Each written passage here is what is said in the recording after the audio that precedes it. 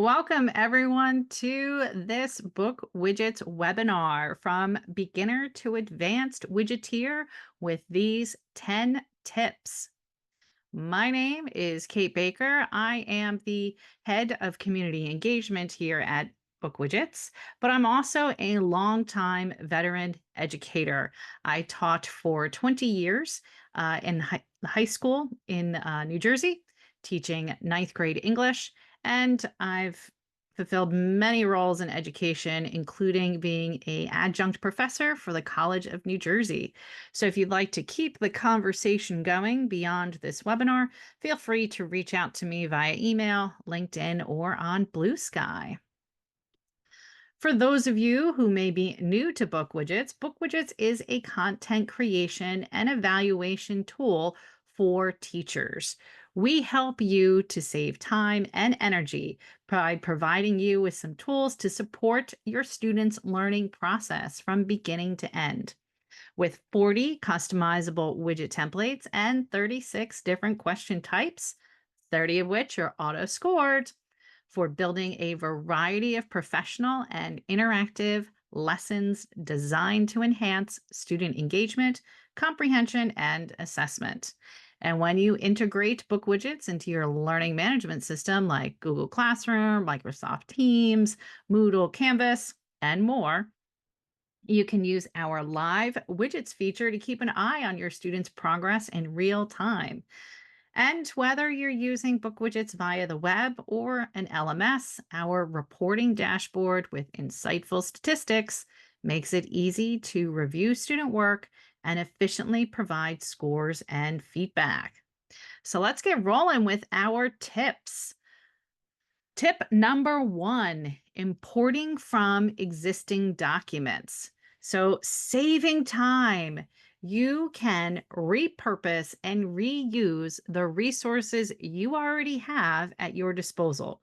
You have old PDFs or current PDFs or Word documents of your tests or quizzes. You can easily add those questions to BookWidgets. You can also use a CSV document to add additional questions to your widgets. So at this time, only CSV, DocX, which is Microsoft Word, and text-based PDF documents are supported. So if you're using any other kind of format, you'll want to convert that over to these formats first. And when you upload it, and I'm going to show you how to do that, a couple of reminders. Don't forget to add the correct answers afterwards. So make sure that you're indicating which ones are correct and make sure that you configure the rest of the widget settings. So let's pop over to my demo account. There we go. Okay. So I am in my demo account on my home tab. I am going to go to my widgets and I'm going to create a new widget. And I'm just going to do a worksheet for today. I'm going to give it a name.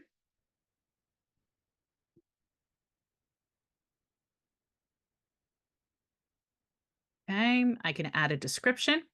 And then we're going to work from left to right, following that blue line, usually to add questions. But in this case, we're going to come up here to this corner of the cogwheel. Let me just zoom in so you can see that a little bit better. This cogwheel here, we're going to use this drop down and we're going to import from document. So again, you can choose import from CSV, but for today, I'm going to show you a PDF that we're going to import from. So import, go find my test. Here it is. Okay, so now it opens it up in this kind of view. We lose a lot of the formatting that was on the original PDF. But what I'm going to do next is I'm going to highlight the text that I want to use as a question. So I have a set of instructions, so I'm going to use that first. I'm going to just click and highlight. And just say I want to get to this section here. I'm going to highlight that, and then you'll see this pops up. new question. So for this one, I'm going to select text because this is going to be a text-based set of instructions. So I'm going to put text so you can see there. It's not really a question, but it just is, you know, a set of instructions that's going to be at the very beginning of my test. Next, I'm going to pull in some questions. So I'm going to highlight the text I want. I'm going to say new question. And I'm going to do, let's see, text multiple choice. I'm going to pick this as not a new question, but instead this time I'm having an answer choice. So here's one option. I'm going to highlight this for a second option. I'm going to highlight this for a third option. Okay. So I'm going to hit import. Don't hit clear and import. You don't really need to. We're just going to hit import. And then now you can see that I have 2 questions that have been added to my widget. So again, I want to make sure I go in and edit it. So here I have this. If I want to, it's in rich text. So I can, just kind of bring this up. Let's see. Add a period. Let's say, if I want to change it a little bit, make something bold, I can. If I want to add an image or insert audio, that is also really useful when you're doing instructions. So you can use the audio feature here to record a set of instructions for your students to help them, especially if you have emerging readers, and having that little bit of audio can help them. Okay. All right. Let's go to the next question. Here I have my multiple choice question, and I need to, again, double check that I change to what is the correct answer. So I have now made sure that I've selected that. But I also want to make sure, let's see, random answer choice order. So it's going to scramble these. And if I want to type in some more, I can do that, as well as add audio or an image. And if I want to change the point value for this particular question, I can just do that. Okay. Now let's say I want to add some more questions again. So I'm going to go back up here to the cogwheel. I'm going to import from document, reopen that document again, pulls it up. And then now I can do a little bit more highlighting if I want to grab some more. New question. There we go. And you can see that there is, I'm going to make this one. There's quite a few different question types that we can use with this. So if I want to, again, have this as like the question type for who is Hera, and I make it a multiple choice picture, multiple choice, then I can just import it. I'm going to go to my questions, who is Hera. Now I could add an image and turn this into the picture multiple choice selection. So it's really useful and a nice time-saving tip for existing from your document. Import questions from existing documents. Oof, say that 10 times fast, right? So if you want to follow these steps again, we have a bonus video here. And again, these slides are clickable. So you will receive this in that follow-up email so that you can make sure that you do this. Now, remember, for configuring the rest of the widget settings, it's not just the settings for the question, but once you've finished your entire widget, make sure you come over here to the general settings. And then here is where you can do your correction and scoring options. You can set up a startup password. You can also determine if you want random question order, or if you're creating some sections in your text, you can do number info sections. Sections are created by using those text questions, which again isn't really a question, but more of a a block of text. Okay, so all of those settings are in the general tab of your widget editor. Okay, let's go take a look at tip number 2 because we got so much to share with you. So another tip is to reuse questions and widgets. So you can create question banks and you reuse those specific questions for your assignments and tests. So if you create a master test that has all of your questions, it's easy to differentiate and create different versions by importing questions from another widget. So this is great to be able to, again, save you time to import from widgets. All right, so let's go back to my demo.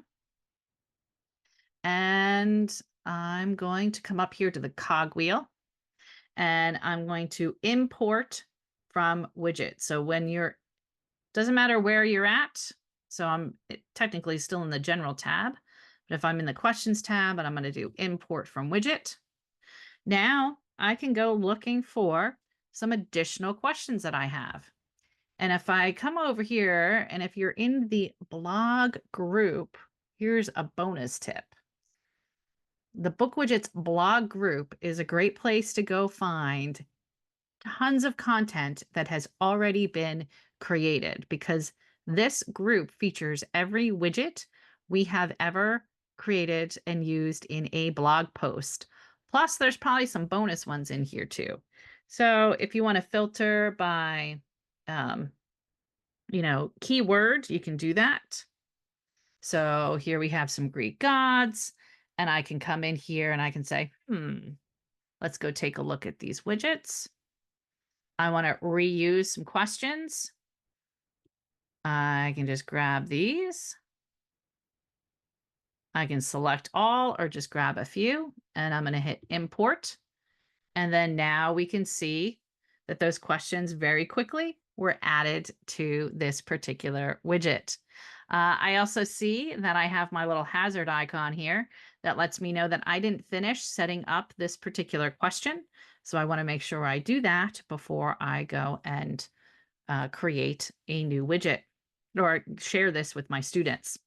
Okay, so let me show you. Let me close this one out. And we're going to start from, I want to make a new pair matching. So we're going to create a new widget and I'm going to make a new pair matching. Okay. So this one I'm also going to call demo. All right. Now for this one, this is a pair matching activity and we need some pairs, right? So I'm going to come up here to the cogwheel again, and I'm going to do import from widget.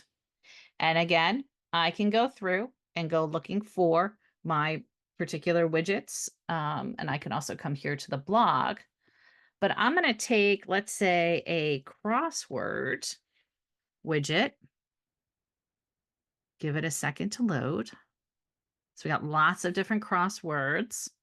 All right, so I'm going to do this one, types of poems. And then I'm going to select all because why not? And I'm going to do import. Okay, cool. Let's go to my pairs. There they all are. And I'm going to go to preview. And now we can see with just a couple of quick clicks using content from the blog group. Now I've made a pair matching widget using a crossword puzzle. So you can do this also by going, in multiple directions. So if you want to start with creating another type of widget, if you want to make it instead a memory game, let's go to memory. So demo import. Okay. I don't have any pairs, but if I come up here to the cogwheel, import from widget. Oh, look, Let's go grab that pair matching one I just did. Let's go grab all of those pairs, hit import. I can do my settings here, go to pairs. There they all are. Let's go to preview. And now I've turned this into a pair. Oh, that was pretty lucky, wasn't it? A memory game. So now my students are, yes, they're practicing, they're learning. Oh, wow, I'm really lucky on this one of being able to do the memory game and match some things up. So they're, again, not only acquiring information, but they're also tapping into some thinking skills. So that's pretty cool. All right, let's go back to our slides. So again, being able to reuse content, whether you're uploading from existing documents or repurposing content from other widgets and transforming them. This is again a great way to save time and energy and to differentiate your instruction. So you have this knowledge base article here too uh, that will assist you with those steps. All right, let's go to let's go to tip 3, working with design templates. So in design, you can customize your different widgets to match a specific color scheme, or if you want to use specific types of fonts, you can customize them in the design settings. And you can also export the design that you create. So let's take a look at this example talking about design for this particular WebQuest widget. So Lucy made this WebQuest widget all about bedtime stories. And we have a specific font and color scheme. You can see our tabs here at the bottom also have the type of font. And as we go through each of these, you can see pages. You see it has a really consistent design and a real pretty look to it. So if she wanted to make another set of bedtime stories or wanted to make, another widget that had this type of design, she can do that. So there's a couple of ways I'm going to show you how to do this. First off, when you choose to duplicate a widget, you will see not only the questions or the content that has been duplicated, but also any options that you have enabled in the general settings, and the design will be duplicated as well. So if you create a template for your most used and most detailed widgets, you can, just keep duplicating from that original widget, or you can utilize the template and upload that for the design. So let me show you where this is. So we are just in our widget here. And if I go to design, this opens up the other options. Now, if you're on a free trial or a single teacher user account, you're probably only going to see this top section of the design menu options, where you can change just the kind of high level template. You can turn it from light to dark. You can change the font. You can change the color. And you can really, you can customize it a bit. And you can even add a background image. I love to search I just like to do like background patterns. So using our Pixabay, I'm going to pick, let's see. Let's do this purple one again. Let's just see what it looks like. So we have this background image. There we go. So we have our cards on top. We have this background image. Now I'm kind of intentionally making this, not very pretty at the moment, but just to show you how there's so many different options that you can use. Okay. Now, if you have a group account, so if you have a group license or a school license, as I scroll down here in the design option menus, you're going to see that you can customize just about every part of this widget. So I can come down here and let's say on the cards, I want the cards to have a different font. And I can pick from quite a number of selections. So if I like a marker, let's go to a marker, see how that looks. You can see it's a little bit darker, a little bit bolder. Let's say I want to change the color. The cards will have a black font. I can do that. Okay. I want to change the size, make it bigger or smaller. I can do that. Okay. Also, if I want to make this gradient, I can make the cards look gradient when they pop up. There's a lot that you can customize with this particular design. Once you have the design that you like, if you go here to import, we're going to go to, design in the cogwheel in the corner. Those cogwheels, always click the cogwheels because you'll never know what you'll see behind them. It'll reveal lots of extra features. So you can import a design if you already have one set up, or you can export the current design that you have. When you export it, you'll see it's just named as design3.wdf. Okay.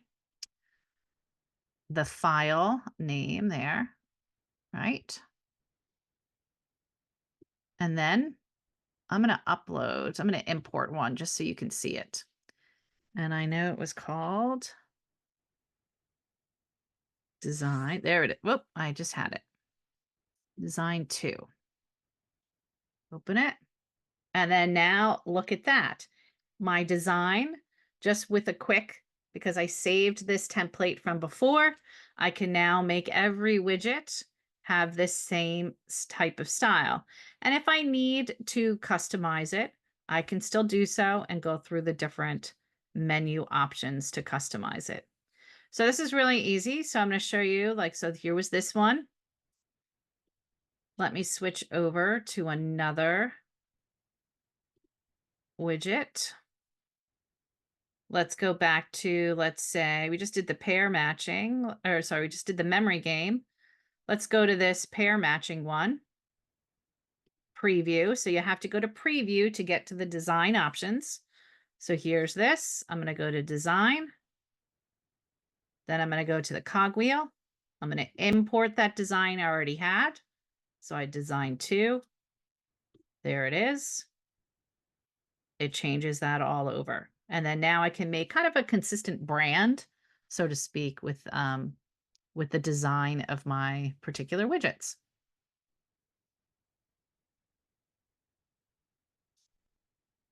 So, so again, doing a design template will save you lots of time, and you can reuse that design by importing it into other widgets. And of course, you can always duplicate a widget and then the options will be copied as well. So let's go back to our ones here. So I want to differentiate because let's say that that memory game was a little too much. There was a lot of pairs there, and I want fewer pairs. So I'm going to come over here to the end of my row. I'm going to hit duplicate. Just going to duplicate this particular widget to right here in my widgets, but I can also move it to a different folder or go to a group if I want to duplicate this to a group because I'm collaborating with other teachers. Hit duplicate. There it is. Now, when I go in, I go to pairs. I'm going to, let's see, select some of my pairs to delete. Delete some of my pairs. Yep. Okay. I also want to add a little bit of description here. So I can say, like with an emoji, I can add a color and I can say version 2, just so we know. And then when I go to preview, we will see those design things have been enabled, and that same design and all of my options have been duplicated with this widget. So again, work smarter, not harder with the content you already have. Okay, so that's tip 3. Let's keep on rolling. We got many more to go through. Tip 4 is about rationales. So you can provide your students with immediate feedback. This is great for formative assessments and for practice exercises. You do not need to manually score things by hand. Instead, you can have your students complete the tasks and then have the answers be revealed to them with automatically scored questions. But then, furthermore, if you want to build on their understanding, we recommend adding rationales or explanations to your questions so that you can include theory, images, examples, etc., anything that might be useful to your students to understand why the answer is correct. If you're using strict answer order, so you can enable that in the general settings, you can use this to display explanations for each question so that it will build on acquired knowledge. So as students navigate and complete the quiz or worksheet, when an auto scored answer has been revealed to them and they see the rationale, it will help to build on their understanding and they can use that knowledge. And then automatic feedback based on the score will also provide students with some qualitative feedback based on where they're at with their proficiency. So for students who do great, you can reward them and recognize their accomplishments. And then for students who need additional practice, you can assign some follow up tasks and include that in the feedback. So let's pop over. I'm going to go over here to this account. Mhm. So I am in another demo account. So this is another teacher's account. And I'm going to go into my widgets. And I have this particular quiz on world geography. So let's go into the editor view. In the editor view, I have my first multiple choice question asking, what is the capital of Spain? And then for this question, I've included a rationale. And in this rationale, I have some additional information for them that's text-based, using the rich text editor to add in some additional information. And then I've also added in an image to support them. Okay. So as students take this, they will and submit their scores, they will see this particular rationale. Okay. When they've answered it. So let's come over here over to the student view.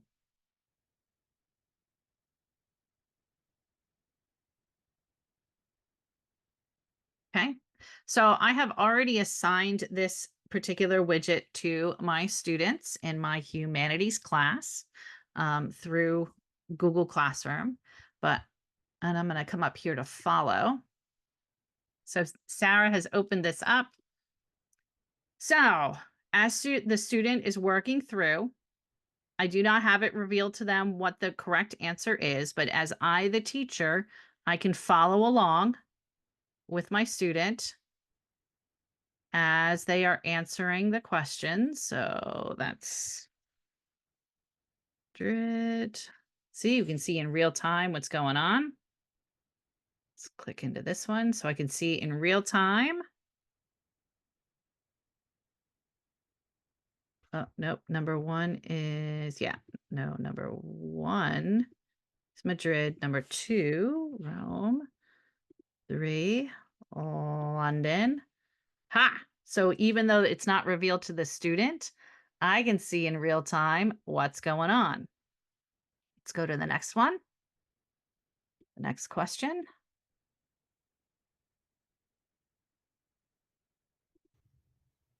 France.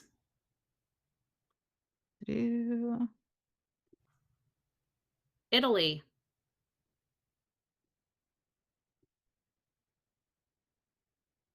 And then I know that last one is there. Greece. Yep. Okay. my next question. And as I flip over here, you can see this as they're typing.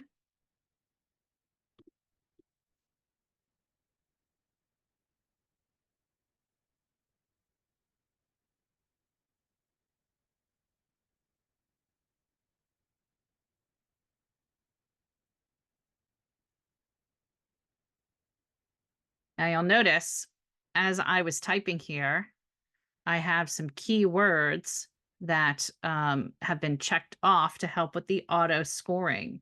So that is really helpful too. Even on short answer responses, you can enable some scoring within it that if students are typing in specific keywords um, into their answer response, it will automatically score. And then I'll show you how you can also adjust the score in just a minute.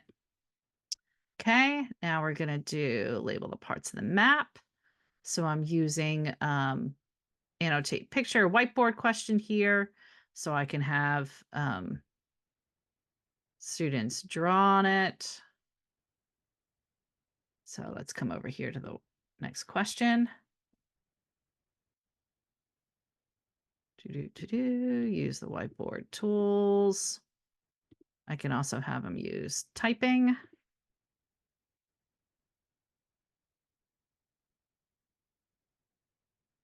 Change the colors. Okay, let's come over here. We're going to do. So as they're working, you're seeing things revealed to them there, which is pretty cool to be able to watch them in live mode. Okay, so Sarah here has been working. She's going to submit her answers. She's going to send her work in. And then now from the student side of things, okay, now she gets some feedback. So the feedback is revealed to her here automatically. This score shows some room for improvement, focus on the area. So where is that in the widget? Let me go into that widget in the editor view. So here I have my questions. When I go to the general tab, when I go to correction, scoring, and options, and to feedback, this is where I can enable automatic feedback based on the score. So what did Sarah's student get? She didn't do too well. She got a don't give up. That's down here she was at 50%. And then when I hit OK, the next thing that we're going to see is that for question number 1, here is the rationale that has appeared for her after she has submitted her response. So rationales will only appear after the student response has been scored. Feedback will be revealed also when the score has been submitted. If you want to give your students a hint while they're working, go into the question, and then underneath rationale, you'll see hint.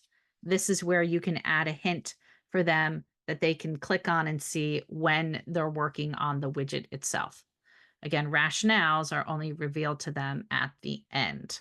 But this is a great way to build on their understanding and to provide them with some follow-up information that you have provided to them through the mechanism of the rationale. Okay, so that was a lot in that particular demo with rationales and questions and automatic feedback. But it does help you to save time because then you as the teacher, you don't need to grade their work. You can just monitor it. As I was showing you in live mode, you can just monitor what they're doing and then touch base with them as needed.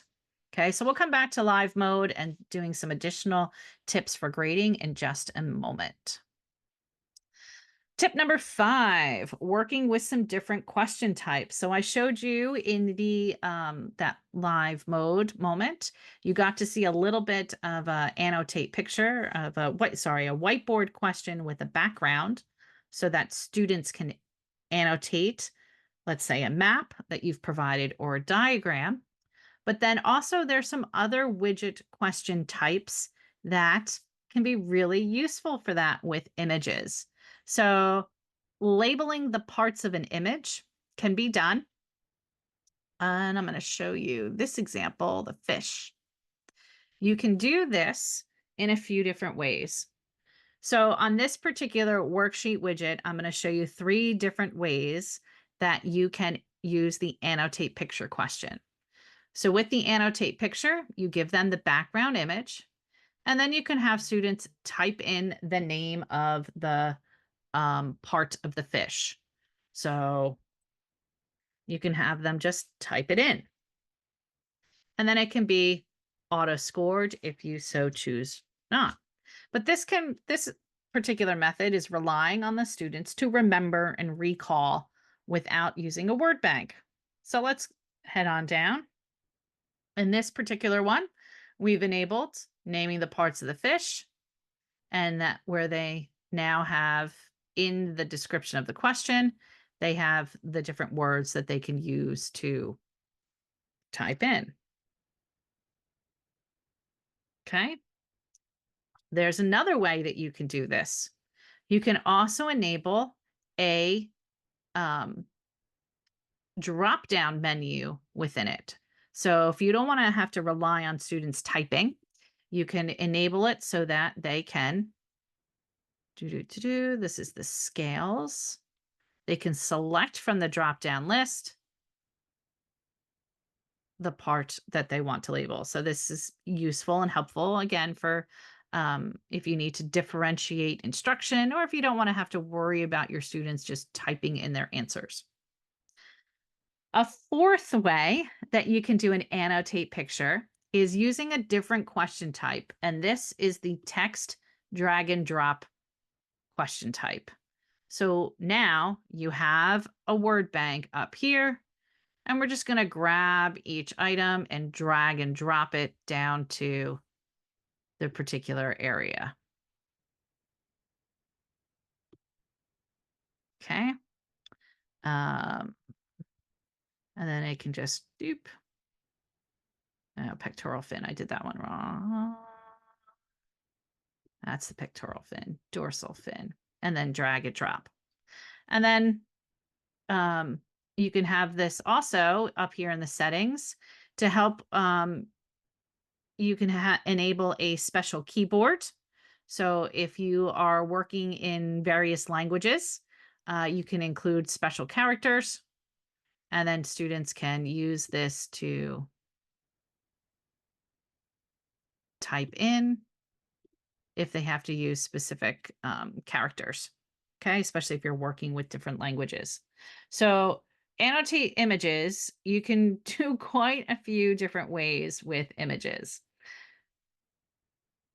And you can always make a copy of this in your account. So when you make a copy in your account, so again, really easy to be able to do this, that green button when you share the teacher link, then you get the questions, and then you can go in and you can see how is that question configured. So if you were wondering, how did they do that drop down on this particular annotate picture question, we have in the input fields, we have for this one, we have some different options. So let's say the correct answer is tail, but if you also want to give students credit if they do the more technical term of caudal fin, you can do that and adding options for when they're typing it in. Whoops, come back. In the next question type, let's go back. In the drop down menu, how did we do the drop down? This is here. You'll see in the input fields, now we're adding select. colon, the first answer choice of caudal fin. And then we use the hashtags to indicate the other options that are in the drop-down menu. So that's one way that you can configure this particular question type. You can also, when you're in general, if you do correction and scoring options, you can also enable it so that every question, the correct answer is revealed as the students are doing it. Or you can configure this for each question so that, let's say, you want to reveal what the right answer is so they can build their knowledge, but then not every single question has the same configuration. So that's up to you to be able to do. All right, a couple of other ideas. So again, you can do, let's say for your emerging readers, we have, can you count all the animals, write the number next to the animal? But we also have audio of the directions. Can you find all the animals? Count them and write a number next to the animal. So as we scroll down, we have this particular one where we're going to count.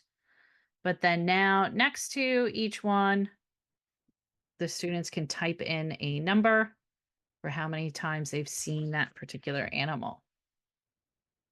So this, say 5. I'm just going to pick some numbers. So I'm kind of doing this fast. 3 there, 2, 5.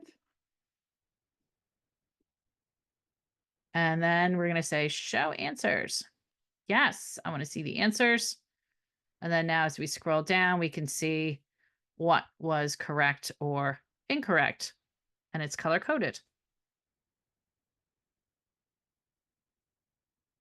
If you also want to work smarter, not harder, and you want to do a exit ticket or something that is at the end of a particular unit of instruction, you can repurpose some templates. So thinking about not always having to reinvent the wheel, but to reuse templates of widgets. So what pops into your head? Write a word in every popcorn. You can give your students a topic, and then the students can annotate the widget, and then you just are quickly assigning that and giving them some verbal directions in the class. And also, again, thinking smarter, not harder. If you're doing some blended learning, you put some questions up on the board. This particular one allows students to just type in the box. So if you have 3 math questions up on the board or 3 vocabulary questions up on the board, the students can type in their answers very quickly. And you can then have this be auto scored, or um, you can go and check on it again as a exit ticket or whatever. So working smarter, not harder with your widget templates. So you've noticed in many of these that I'm opening up, you'll see make a copy in my account so that, again, you can copy it and configure it accordingly. So that's working with parts of an image. So these examples are linked here. And then when we're thinking about dragging and dropping text and images, I'm going to show you this one for the Globe Theater. So I have provided my students with some information. And then as they scroll down, I have this image that then they can drag and drop. And we can see that it's color coded as they're correctly dropping things down. If the color didn't change, then they know it's wrong and can add it up and move it around accordingly. So this particular one has the text drag and drop onto an image with some additional questions within this particular widget exercise.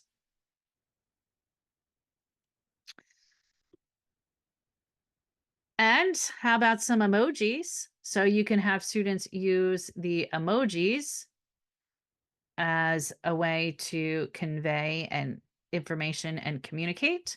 So this is still text drag and drop, but we're using emojis for them to drag and drop it into these particular areas. So you can get pretty creative with this. Also, text drag and drop cycles of the moon. Show you this one. You can drag and drop not just text, but you can drag and drop images onto a diagram. So I may or may not be correct with this. But you can see here I have my diagram and my drop zones, and then I'm dragging and dropping images onto the specific one, and I can always move them around. There we go. And then you can see how that works there. So dragging and dropping images is great for your emerging readers and your elementary students to, do a little bit of counting, and they're dragging and dropping these numbers onto the drop zones. So they don't have to just type, they can also drag and drop the images. Okay, that's tip 5. Looking at tip 6, providing feedback and returning work. So there's some new things with this. Correction labels are a great way to highlight common mistakes. And you can give audio feedback also when you're reviewing student work. And you can send feedback via Safe Exam Browser and schedule when to retrieve this feedback. So think about this. Your students have done their work. They've done their different activities. You just saw Sarah's student working in world geography.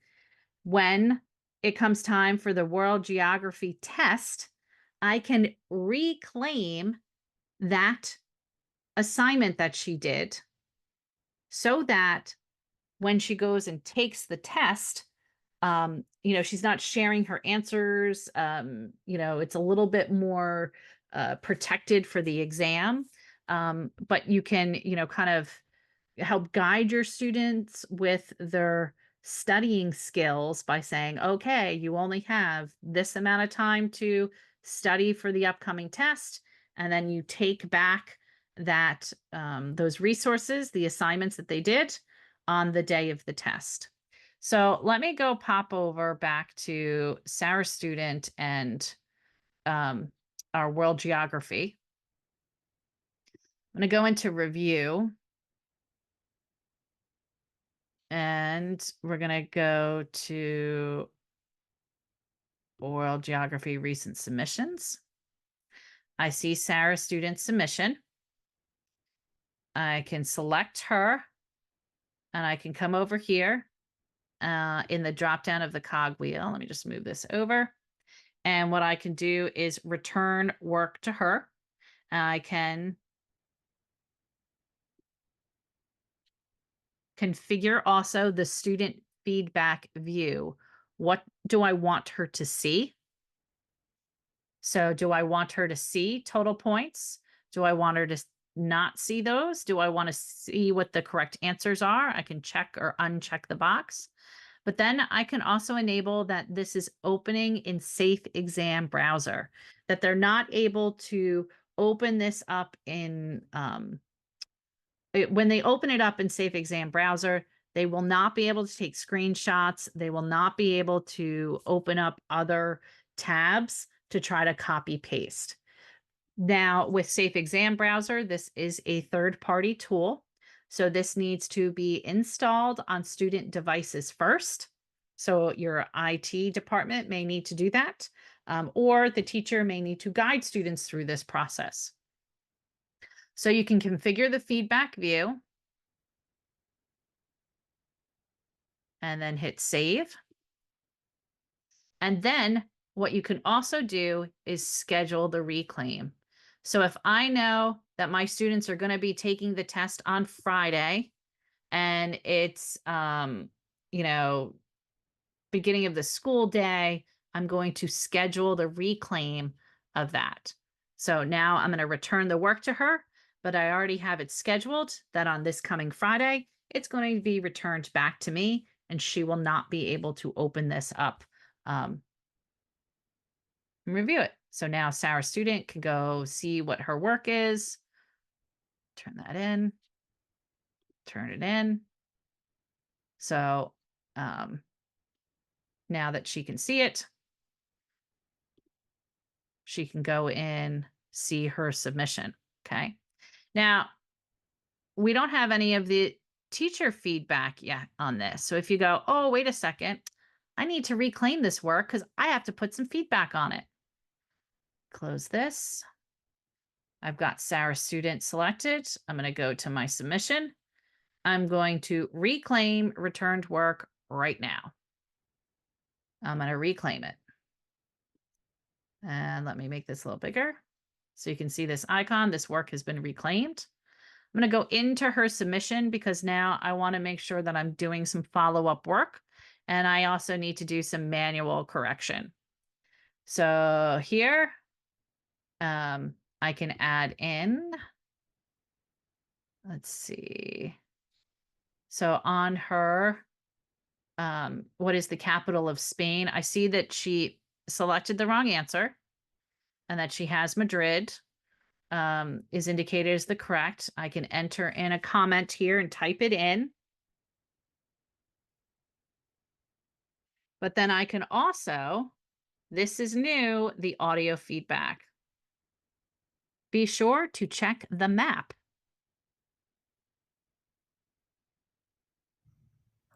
Be sure to check the map. I'm going to accept it. And then now we'll see this little play icon's going to appear here. Also going to check your resources and listen to my audio feedback. All right, next. I can also, again, enter in a comment, enter in a comment. And then now for this particular question, we have the keywords here. I can highlight. I see that she made a mistake. I can type in a comment, or I can use the new correction labels.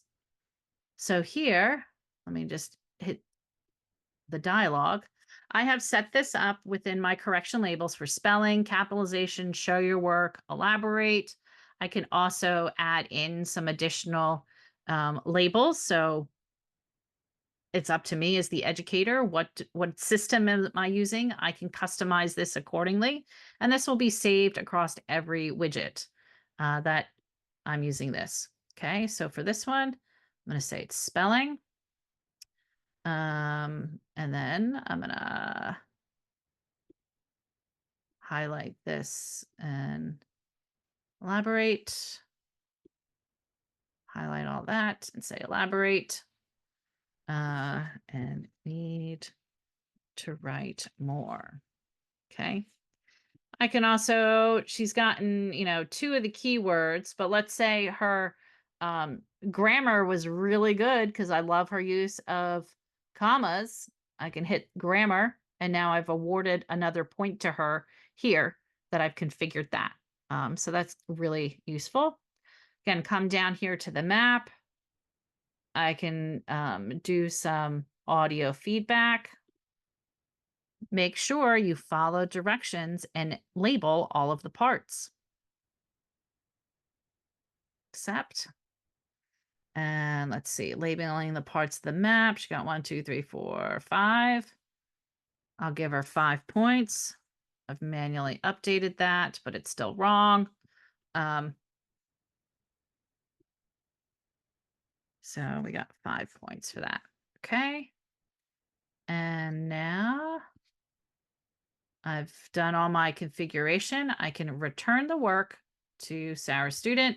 And again, I can reclaim and schedule when I want to reclaim that work.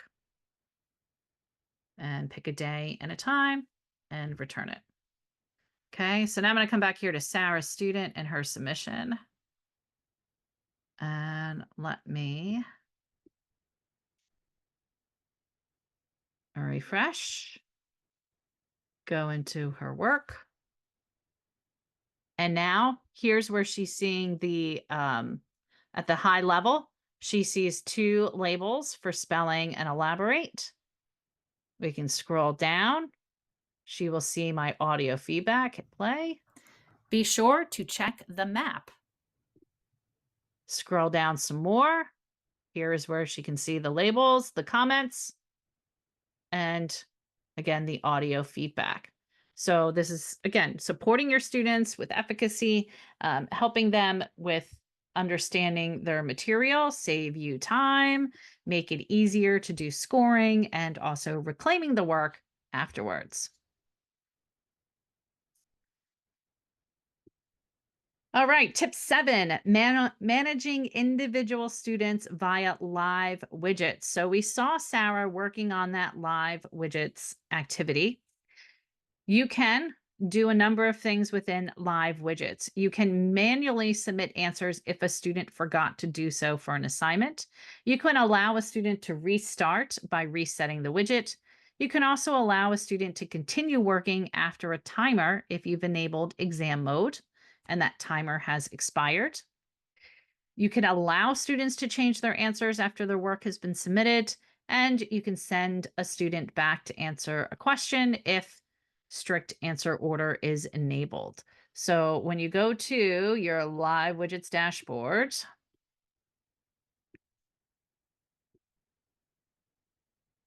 we were in follow. Okay. When we're in here on Sarah's student, I'm going to just select her and we're going to do the drop down. We can then come over here and we can reset the entire widget for her to redo it. We can also submit current student answers. So if I want to force her to kind of turn in her work right now and she hasn't done it, I can also allow her to edit her answers and reset the widget timer, as well as move her back to the first question if I had enabled the strict answer order. So when you go to follow, you're in your live widgets. And again, live widgets is only enabled if you have shared the widget through a learning management system like Google Classroom, as I'm showing you here. And then when next to the student, the cogwheel is where you can make your selections with those particular settings and action steps. All right. Tip 8. This has to do with structure widgets. So, thinking about how to bundle multiple activities together to create that complete digital lesson. Now, these are definitely advanced widgets because you are putting widgets inside of widgets with the web quest, the planner, and the hotspot image. So, let me just show you a couple of examples. So, this first one is Eco Poetry Web Quest. So again, we have um, tabs over here on the side for students to navigate through, in addition to tabs down here at the bottom. So they're interacting with the content. And then we have widgets inside of widgets. Lots of widgets have been curated here for this particular activity. And what's great about this, when you share also through a learning management system, go to follow my live classroom. As students are working through an eco poetry web quest, you'll be able to see how far did they get in each of the widget activities, where they're at within the web quest, how many of the widgets that are embedded, how many have they completed, and how many widgets they've seen, tabs they've seen, how many times they've opened it, and when was their last activity. So that's a way that you can help keep track of them even in live mode when you've curated content together. WebQuest widgets are wonderful. I love them, but you do have to spend some time with creating them and being able to work with them. Now, if you like that particular web quest, When you go into the BookWidgets blog, you can filter by, again, web quests.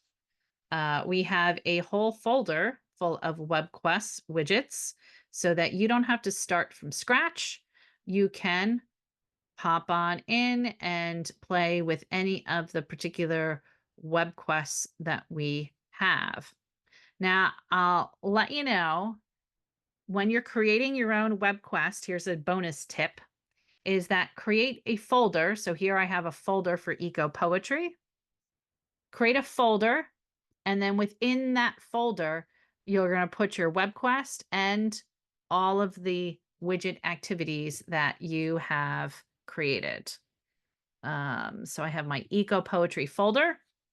In my eco poetry folder, I have my web quest up at the top here.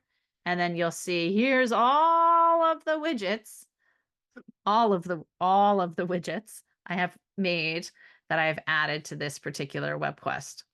So that if you wanted to duplicate select ones, you could do that. Or if you want to duplicate the entire widget, you can do that as well. Just be aware that if you go to choose a web quest to duplicate, it will take quite a while because you're going to be, if you choose to duplicate a web quest that has multiple widgets in it, it may take a little bit of time to do the duplication because it's got to make some copies of stuff. So the more complicated widgets might take a little bit longer for duplication. But you can also choose. So I'm going to duplicate it in my widgets. Web quest, I'll put it there. I'm going to duplicate it here. You do get the option that for the different types of activities, so if it's going to create a duplicate of every single one, it's going to take quite a while to make duplicates of duplicates. But you can also choose to just use the original link if it's all set up for auto scoring. So web quests are wonderful. Again, they just take a little bit of time for creating them. And they do have, when you go into then the tabs, you can see when you open up the editor view what it looks like after you've duplicated it so that you can repurpose, reuse, recopy to make it work for you and your students. Okay. All right. The planner widget is also great for differentiating instruction and creating some different learning paths. So just as you can with the widget, the web quest widget, you can have widgets inside of widgets. You can also create a choice board where you have different activities linked in. We have a whole webinar on the planner and web quest widgets, multiple webinars on that. So lots of resources to assist you with creating these types of widgets. And then also the hotspot is another one that you can embed multiple widgets inside of widgets. So this is a background image that was created or found. And then as students click on the different hotspots, information will be revealed, or it will take them to another widget activity that's embedded in, and then they can navigate back to the high level widget. So we also have a webinar on hotspot images too, because there's so much you can do with them. All right, tip 9, moving right along. App smashing with BookWidgets. So we love to be able to combine multiple items together within BookWidgets. You can do a split worksheet and embed other widgets and websites within them. So you can, again, embed widgets inside of widgets. In this particular one, we have a random spinner. Students can spin and then complete the tasks that are listed on this side of the split worksheet. You notice you see the design. So being able to do other web sites. So here we have a world hunger map that's embedded in one side, and then you have the questions that are on the other side of the split worksheet. So app smashing is awesome. And you can also see here's where those hints are that have been configured with this particular widget. Number 3, again, here we have a website, Narratopia, the bedtime stories, and then we have the questions on the other side. So using the design features that I mentioned before can be really helpful too. Now, not just incorporating widgets inside of widgets or websites inside of widgets, you can also do some cool app smashing with other tools. So Genially, ThingLink, Fet, GeoGebra, and Padlet are all great tools that you can either embed book widgets inside of one of these activities or embed that tool inside of book widgets.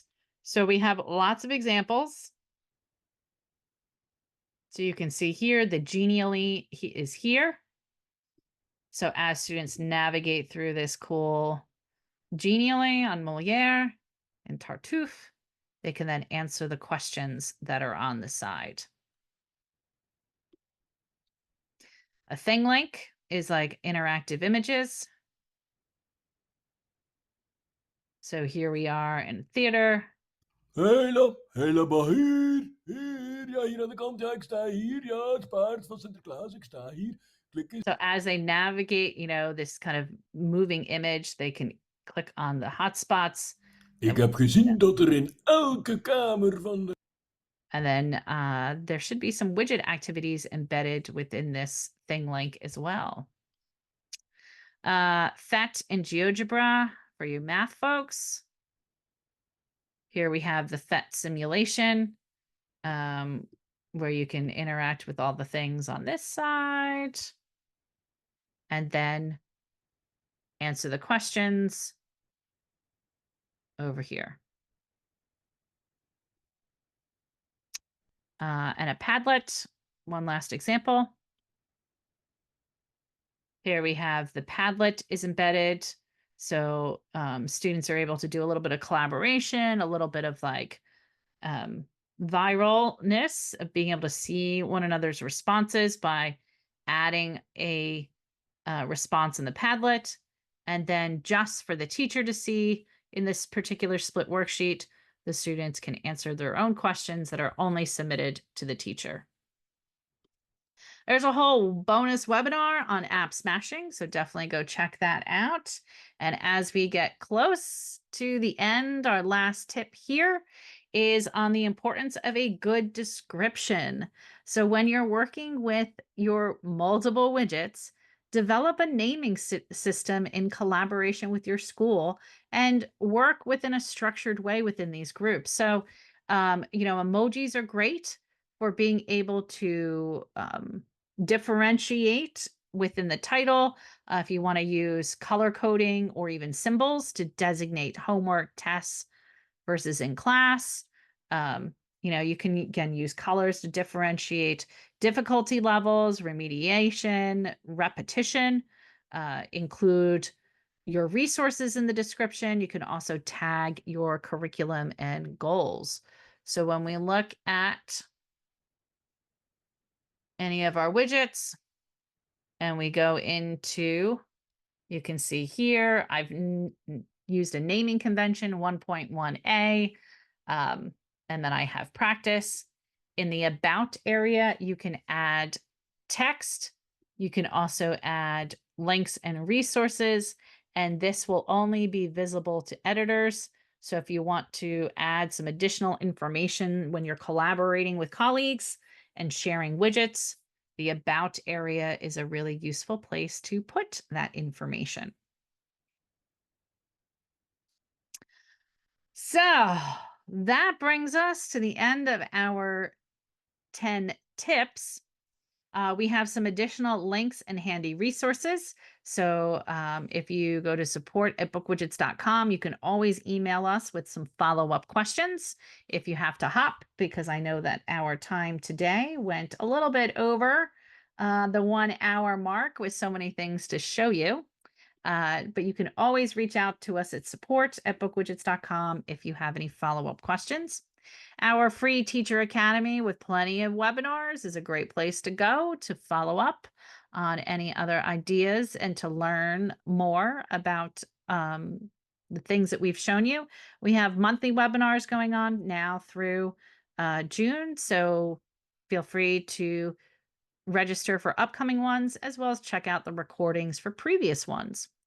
Our tutorials and knowledge base also provide lots of insightful information for you.